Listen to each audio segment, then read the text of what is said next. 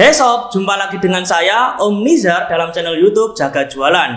Hari ini saya akan membahas tentang strategi banting harga di marketplace online.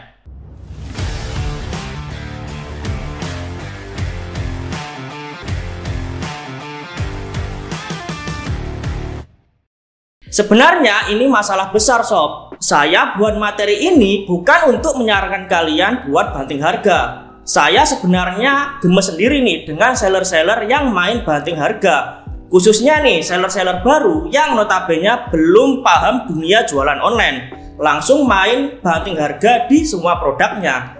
Nah, pemikiran mereka di awal itu memang sudah salah sob. Ketika mereka banting harga, yang mereka pikirkan adalah banyak orderan dan mempunyai keuntungan yang banyak.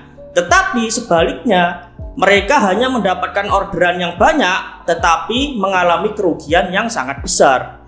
Nah, yang saya maksud banting harga di sini adalah ketika kalian buat toko baru, kemudian produk-produk kalian itu belum ada penjualan sob.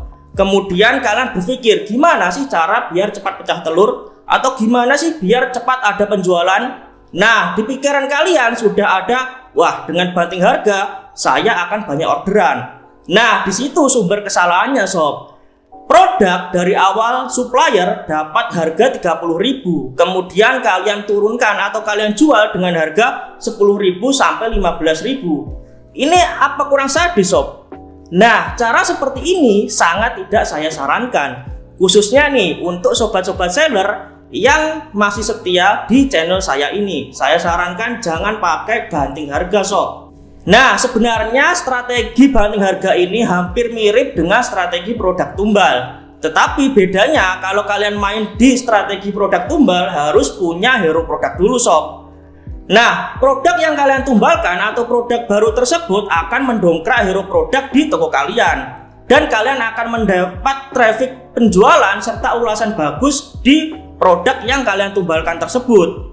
Nah, perlu digarisbawahi sob, ketika kalian melakukan strategi produk tumbal, maka harga yang dibanting itu tidak terlalu dalam. Biasanya seller-seller itu menjual dengan harga modal atau mengurangi 5-10% dari modal awal.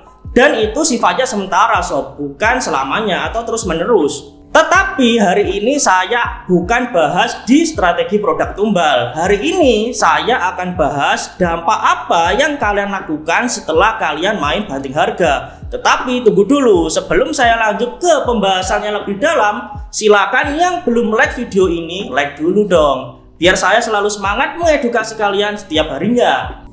Oke, langsung kita bahas dampak apa aja yang ditimbulkan setelah kalian banting harga sob. Oke, kita masuk ke resiko yang pertama, yaitu mengalami kerugian.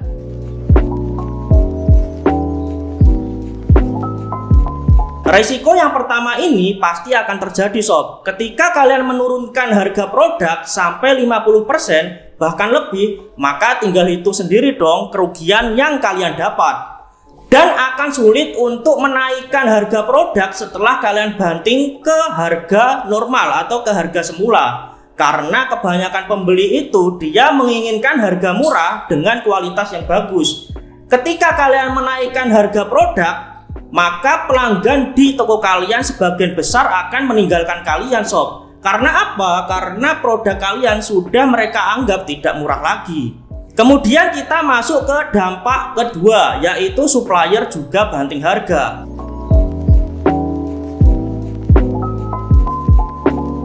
Nah, resiko yang kedua ini pasti sangat bisa terjadi sob. Ketika seller-seller membanting harga produk, maka dampaknya bukan hanya ke mereka saja, melainkan supplier juga ikut merasakan.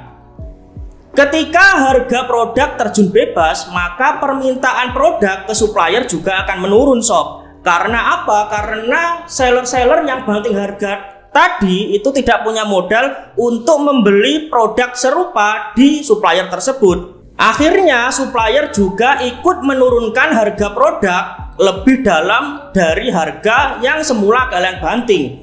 Dan itu sangat bisa terjadi sob, karena supplier juga butuh modal untuk perputaran produk barunya. Karena harga produk itu terjun bebas, maka dari situ nilai produksi produk akan hilang. Nah, kita masuk ke resiko yang ketiga, yaitu harga pasar tidak stabil.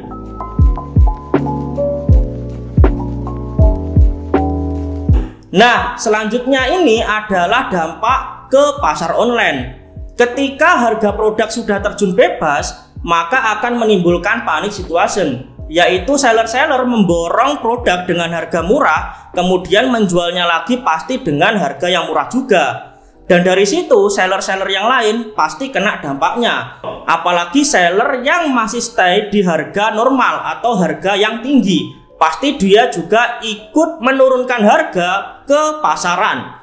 Nah, imbas dari penurunan harga tersebut bukan hanya ke seller-seller yang banting harga saja, tetapi hampir semua seller bahkan supplier juga kemudian berdampak kepada harga pasar yang tak stabil yang mengakibatkan harga produk tersebut terjun bebas. Kemudian kita masuk ke dampak yang keempat, yaitu permintaan pasar dan tren produk akan turun.